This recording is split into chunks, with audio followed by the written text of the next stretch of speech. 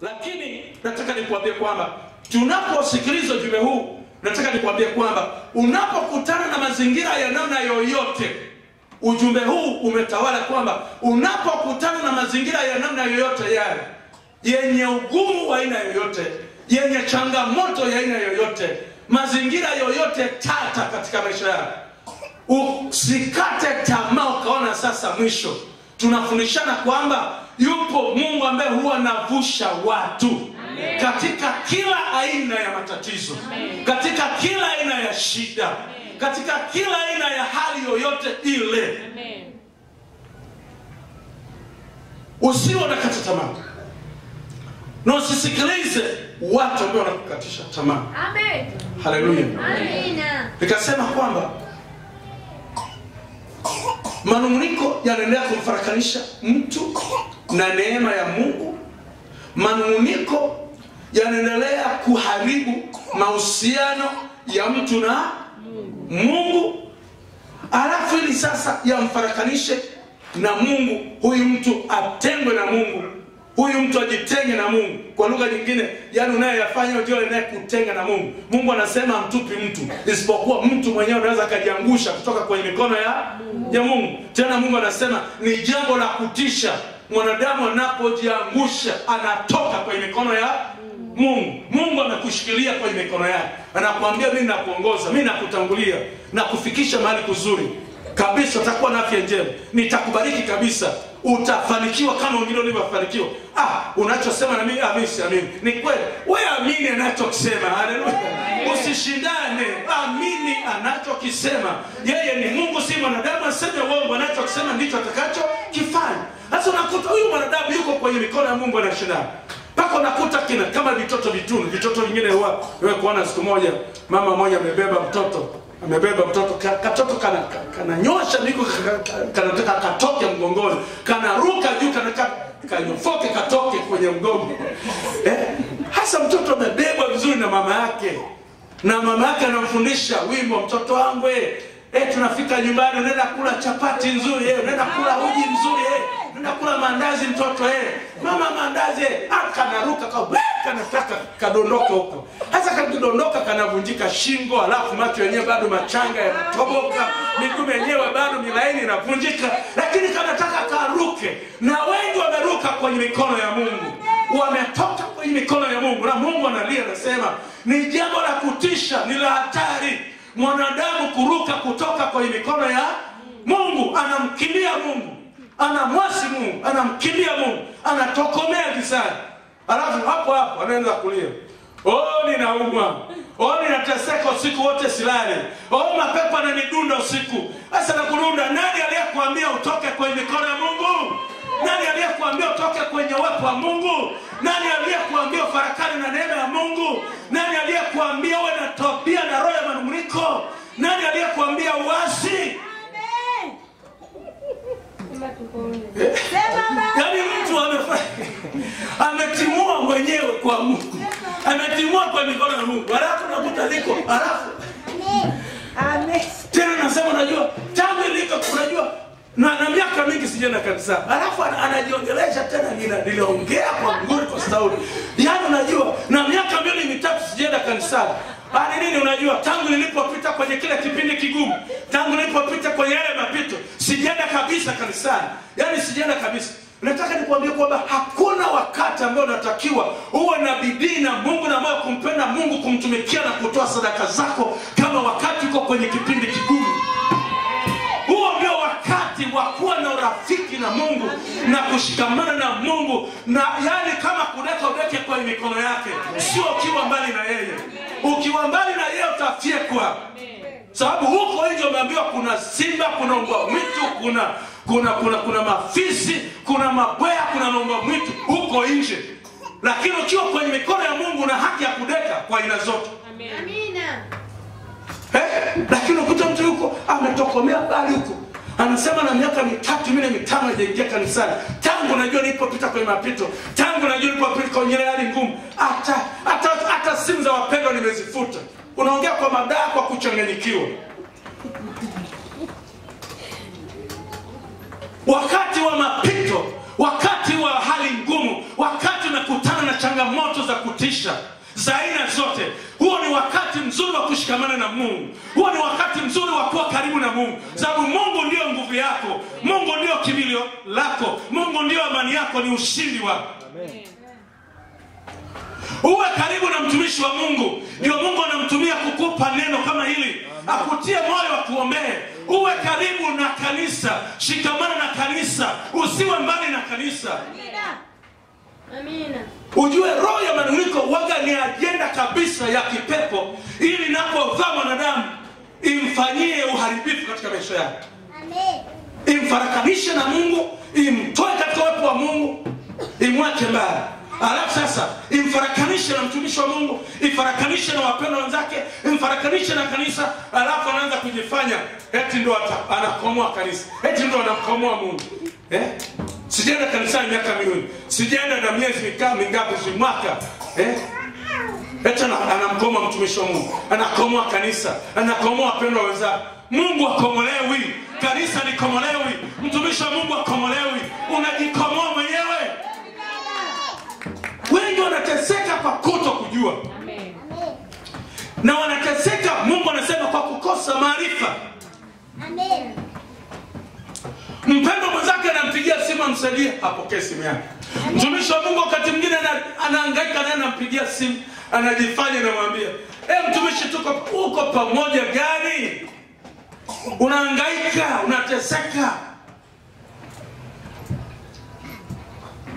Unajua Mungu huwa bembelezi watu, analitoa neno, analihubiri neno, unaliamini, amini upone. Uliamini, wengi wataamini. Haleluya, wengi wataamini. Kwa sio kazani wewe kupitia wewe ukiasi. Israeli siku moja wakanungunika, wakafanya maasi, Mungu kakasirika. Akamwambia Musa, hapana, walikofika kiwango hawa watu wameniumiza moyo sana, wamekuumiza wewe mtumishi wangu moyo sana, sitavumilia walivyofanya. Nataka niwatanike, niwafute na kubakisha wewe peke yako. Unaona wakati mwingine, yani Mungu ameumia moyo, yuko kile. Umewahi kumuumiza Mungu moyo wake? Umewahi kumfanya Mungu moyo wake usononeke kwa ajili yako? Kwa masononeko yako, kwa manunguniko yako. Manunguniko, unajua mtu anaponungunika huaga anasema maneno mengi. Hivi unaamini kile unachokisema Mungu huwa anakisikiliza? Unaamini unachokisema Mungu huwa anakisikiliza? Alafu hayo yote ameyasema manunguniko mabaya ya kumtukana Mungu, ya kumdharau Mungu, ya kumwona Mungu hafai, ya kumwona Mungu hawezi kumsaidia. Alafu baadaye anasema nenda kulala, sala nenda kulala. Bwana Yesu anilinda mchana wote. Napoenda kulala naomba unilinde, unitunze, nilale vizuri. Damu yako Yesu nifunike, nilale kwa amani katika jina la Yesu. Anamalizia na sala ya Bwana, anamalizia na sala ile ya neema ya Bwana. Utayaimba yote hayo, lakini Mungu anajua wewe sio rafiki yake. Amen. Anajua manunguniko unanungunika juu yake Mungu. Unanungunika juu ya mtumishi wako, unanungunika juu ya kanisa lako, unanungunika juu ya majirani zako, unanungunika kazini kwako. Manunguniko ni hatari. Yameharibu watu wengi. Amen. Yameharibu kiroho wa watu, yameharibu ibada za watu, zimeharibu kazi za watu, zimeharibu mahusiano yao na Mungu, zimeharibu sana maisha ya watu wengi. Manunguniko yameharibu familia za watu.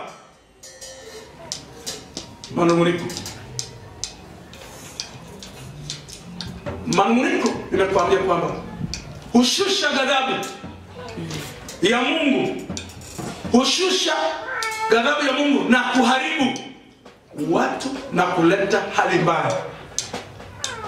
Wakati mwingine mtu maneno anayoongea haoni kwamba yana madhara kwake, alafu baadaye wakati anaadhibiwa kwa yale ambayo anakula. Manunguniko unayonungunika ndo mbegu unazozitoa, na zile mbegu unazozitoa ndo zinakurudia uzile. Ndo zinakurudia uzile. Unavyonungunika ndio unavyoweka kwenye chungu na pika.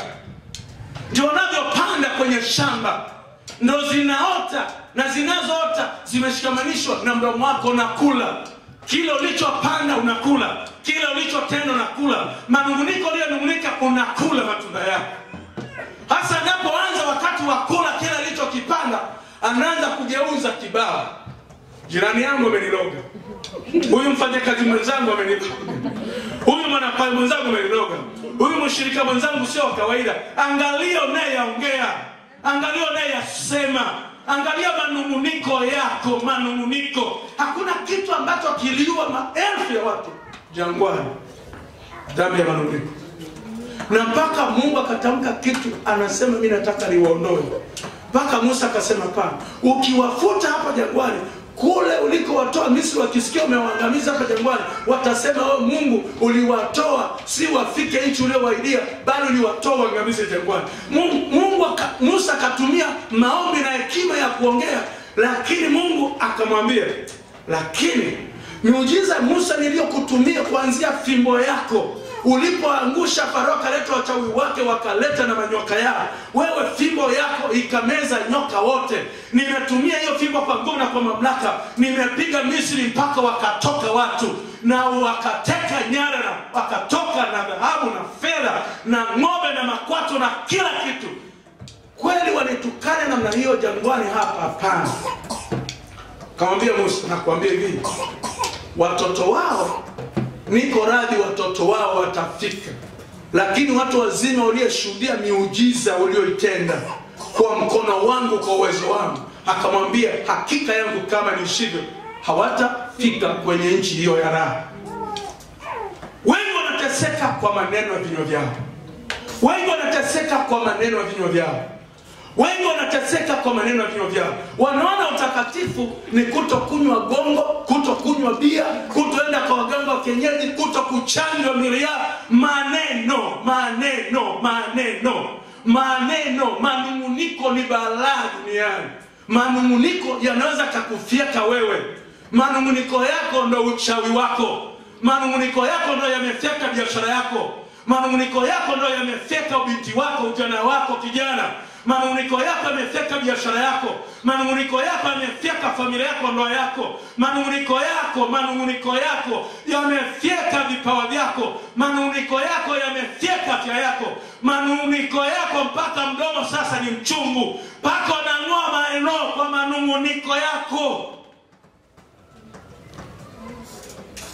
Hawajui watu kama manunguniko ni dhambi mbaya sana.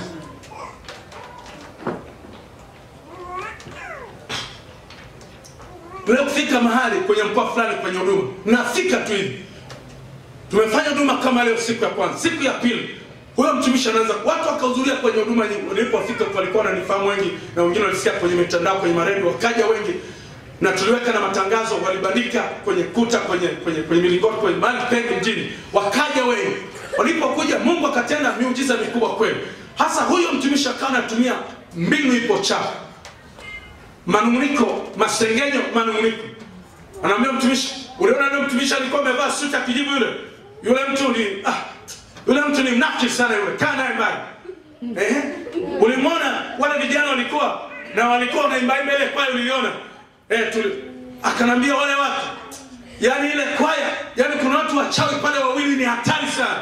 Yani ukatumia kaa nao mbali sana. Uliona wale mama walikuwa wanakusalimia, wamevaa mawakisi wale. Wale watu, wale wa mama si watu wa kawaida wale. Wale watu ni maagenti wakali, wakiingia kwenye kanisa wanafuta. Chana nao. Uliwaona wale walikusalimia walikuwa wamevaa zile suti. Wale watu hata wakikupa zawadi zao usizipokee. Wale watu wanatamkia vitu, maneno mabaya, itaenda kukutesa sana zawadi zao. Yaani kuna watu wana makundi. Acha makundi, wata kugawagawa watu makundi. Kama kweli umeokoka wewe mwanamke, kama umeokoka wewe mwanaume, kama umeokoka wewe kijana binti, kama umeokoka wewe mwanadamu, umeokolewa. Mungu Yesu Kristo anaandaa jiji la kipekee ambalo limepamba kwa dhahabu, ambalo ni jiji zuri. Haleluya! Hilo jiji ni la watakatifu, hilo jiji ni la makabila, jamaa na lugha zote. Haleluya! Wahindi, wazungu, weupe kwa weusi, watu wa aina zote, wembamba kwa wanene, ndio wanene makundi yako utaingia nayo wapi? Badilika wewe, unateseka kwa roho chafu. Hakuna roho chafu inatesa kama manunguniko nega watu makundi. Kwenye mkoba umewaweka wanafiki. Kwenye kapochi hata mfuko wa kisketi umewaweka wachawi, unasema ni wachawi wako. Hao wanaweka maagenti, unasema ni maagenti. Sasa wewe, je, katika safari ya mbinguni, je, wakati ukifika kwa wakuta hao nao wasema wachawi wanafiki wanani wapo, wewe alafu katika mlangoni unachungulia kwa bali, utakuwa vipi? Badilika, maisha ni mabaya sana. Kuna wakati naanza huduma hapo, akatangulia mtu kuja kwenye huduma. Alipotangulia wenzake wanaokuja, mnasema tumishi yule ni agent. Hasa kanisani wao ishi ukati peke yako. Akija tu kwenye seminari kama tulivyo, akiwakuta wengine na kwa sababu iliingia kwenye yule mji nilikuwa mgeni. Hasa kila anapokuja anataka yeye abaki peke yake. Akija na mimi nikawa nafuatilia, na mimi ni kiongozi mkubwa, nina upeo mkubwa, nimetembea mataifa mengi, ni mtumishi wa Mungu wa kiwango, ninaweza kuangalia maneno ya mtu anayoongea. Yaani kuna watu wamejaa binafsi katika mioyo yao.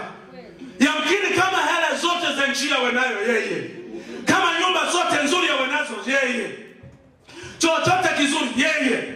Mtumishi kama huyo mweke kwenye gauni lake na kwenye kaputi yake na kwenye suti yake. Mimi ni mtumishi, nimetumwa na Mungu kwa watu wote. Wala wabaya wako, mimi ni wazuri kwangu. Mungu amenituma kwa wote wenye mwili. Yesu amekuja ulimwenguni kutafuta kile kilichopotea.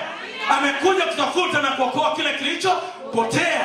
Tena anasema wakati anawafia msalabani, wanadamu wote walitenda dhambi, walionekana wote wamenuka, wote wameoza, hakuna mwenye haki hata mmoja. Aliwafia wenye dhambi. Ukiwa mtumishi wa Mungu umetumwa kwa wote. Nikiwa mtumishi wa Mungu nimetumwa kwa wote. Nimetumwa kwa watu wote, makabila yote, mataifa yote, kwa weusi, kwa weupe, watu wa aina zote. Mungu anaponituma popote duniani, ninakwenda. Na nikifika nchi hiyo, mji huo, usinijie umetanguliza katifu wako na niambia, mtumishi mimi hapo nimetangulia. Umetangulia, lakini watu wengine wanakuja. Haleluya. Wanatangulia kuzaliwa na bado wengine wanazaliwa. Hivi kuna mtu katika familia amezaliwa watoto 12. Mzaliwa wengine wa miaka 5, wengine miaka 2, wengine mwaka. Alafu eti wao waliotangulia kuzaliwa, huyo mwana anazaliwa sasa hivi katika familia, hana haki katika familia? Hana haki katika familia? Wewe kama ulitangulia kuja katika huduma, kuja kanisani, ulitangulia kuokoka, endelea kuleta wengine, na wengine wanaendelea kuzaliwa mara ya pili. Mtumishi umetangulia kuanza huduma, kuna wengine wataendelea kuzaliwa katika huduma, wataendelea kuinuliwa katika huduma. Mungu anaendelea kuinua watumishi wenye upako. Sasa usiseme kwa sababu wewe ulitangulia kuanza huduma, mimi sina haki. Nina haki. Tumezaliwa wote na Yesu Kristo. Haleluya. Tumeokolewa wote na tumetumwa wote. Ukitangulia nchi yoyote, mwenzako akija, usijifanye wewe ndio na haki. Wana haki na wenzako. Haleluya. Wana haki na wenzako. Usijifanye wengine watakiwi. Wengine uchafua wenzao, uchafua tumishi wa Mungu wenzao kwa binafsi wao. Amefika mahali hataki mwingine ingie, anachafua tumishi wenzake, anachafua makanisa mengine, anachafua huduma zingine. Hiyo roho ni mbaya, ndio inayekutesa. Badilika, roho hiyo ni mbaya. Ni roho inafanana na manunguniko, huwa huduma yako. Na ndio maana huduma yako inashindwa kusonga mbele, kung'aa usiku na mchana. Unasononeka juu ya huduma ya mwenzako, unasononeka juu ya huduma ya mwenzako.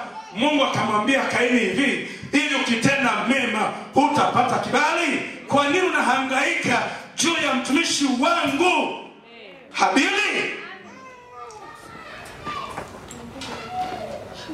Wengi wana magonjwa ya vichwa vya matumbo kwa sababu tu ya mafanikio ya watumishi wengine, kwa sababu ya mafanikio ya wadada wengine, kwa sababu ya mafanikio ya wafanyakazi wenzao, kwa sababu ya mafanikio ya wanasiasa wenzao, kwa sababu ya mafanikio ya biashara wenzao. Nataka nikwambie kwamba ukitenda mema utapata kibali. Tenda mema, Mungu akuinue. Tenda mema, Mungu akufanikishe. Na Mungu anapokuinua, usiogope maneno ya watu, usiogope manunguniko yao. Mungu atakulinda na kila baya. Mungu atakulinda na kila mtego. Mungu atakulinda na kila shimo. Mungu na akuinue, Mungu na akustawishe. Mungu alimlinda Musa kisawasawa.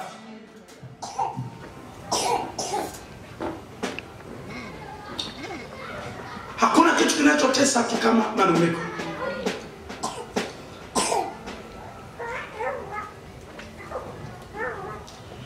Hata huyo mtu kaja kidofsi nilikuwa mkaniomba kuniona. Nikamwambia njoo. Anambia mtumishi, nataka nikupe list ya majina haya, unajua ufahamu. Lakini mimi nataka tu nikusaidie mtumishi wa Mungu. Habe list kwa ni majina. Halina aibu kwenu. Limelist majina yamefika 10 na. Akaniambia mtumishi, yaani kwa vile wewe uwafahamu. Yaani mji una watu aina nyingi wewe. Unaweza kuona wakati mwingine ni wadada, wakati mwingine ni wakaka, wengine wamevaa suti, wengine wanajifanya na kusaidia wamevaa suti, lakini ni watu hatari, ni maagenti hatari. Yaani mtumishi, wengine ni wachawi hatari. Yaani mtumishi, yaani wengine wakikupa tu mkono, nikamwambia mkono wangu na upako kupeana na kila mmoja, nitawachia pako, sitachukua uchawi wao. Nitawachia pendo la Mungu, sitachukua rafiki wao. Nitawafundisha. Nikamwambia nimenunuliwa na Mungu nifundishe. Niharibu kazi zote za adui ndani ya mioyo ya watu, ndani ya maisha ya watu, na niwajenge upya kiroho, niwajenge upya kimani, niwajenge upya kihuduma, wainuke wastawi, haleluya. Wainuke wastawi, wawe watu wakuu, haleluya. Yesu amekuja, amebadilisha makahaba duniani, amebadilisha majambazi duniani, amebadilisha wauaji duniani, amebadilisha watu wa aina zote, na ni watumishi wa Mungu wakabeba kusudi la Mungu. Haleluya. Musa huyu nani?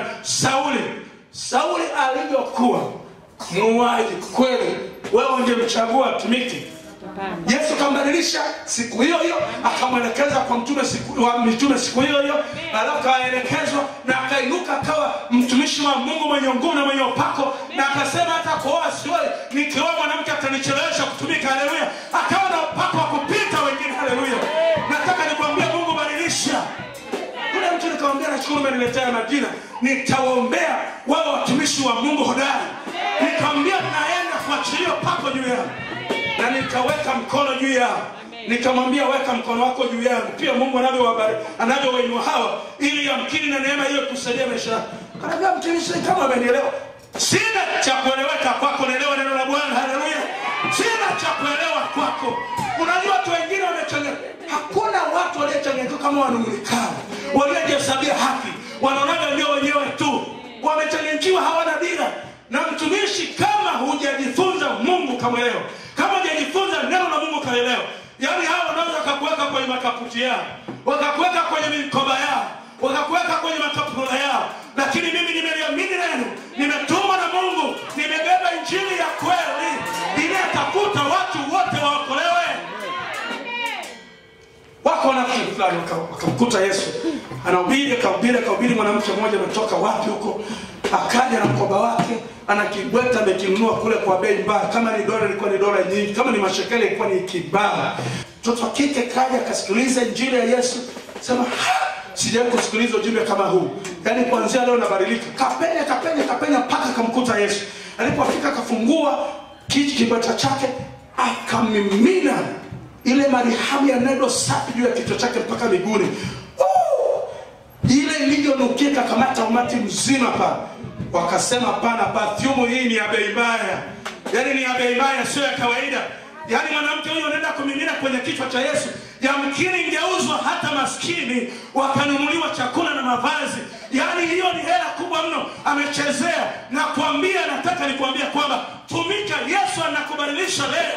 Ukiwa na tabia yoyote, umetumia madawa ya kulevya, umetumia bangi, umekuwa mwizi, umekuwa kibaka, umekuwa mchawi, ndio umetumikishwa kwa namna zote, lakini Yesu ana uwezo kusamehe wanadamu aina zote. Dhambi zote Yesu anasamehe. Ndio maana anasema geuka, nirudieni, nigeukieni, mwokolewe, mponywe. Amen. Wakasema huyo mtu, hii marihamu ingeuzwa, perfume ingeuzwa. Yaani hao wote vijana wote ambao mjuu wangepewa hela zote, wangenea, yaani mitaji wangepewa. Lakini Yesu akafungua kinywa, akaambia si nyamazeni. Naona makundi mnavyoongea, mnavyosononeka nyie. Makundi hayo sio mazuri. Nataka niwaambie mwanamke huyu Mungu amempa ufunuo wa kipekee kufanya jambo ambalo amemimina mafuta haya kuniandaa kwa ajili ya kifo na maziko yangu na kufika kwangu, ambaye kati ya mitume na kati ya viongozi wakuu wa dini waliokuwa wanamzunguka pale hakuna aliyepewa neema hiyo. Haleluya, hakuna aliyepewa neema hiyo. Lakini yule mwanamke ambaye alionekana ni wakupuzwa, Mungu alimpa ufunuo, alipoachilia moyo wake kusikiliza neno la Mungu, alivyokubali neno la Mungu, alivyokubali kuamini Mungu, alivyokubali kumtumikia Mungu, akachukua ile neema na akafanya jambo la kukumbukwa, na akasema injili itakapohubiriwa popote duniani utakumbuka ushuhuda huu, itakumbukwa tendo hili ambalo umelitenda mwanamke huyu. Nataka nikwambie kwamba simama mwenyewe kwa miguu yako, tenda jambo ambalo Mungu anakutuma kufanya. Usiangalie watu, usiangalie midomo ya watu, usiangalie macho ya watu.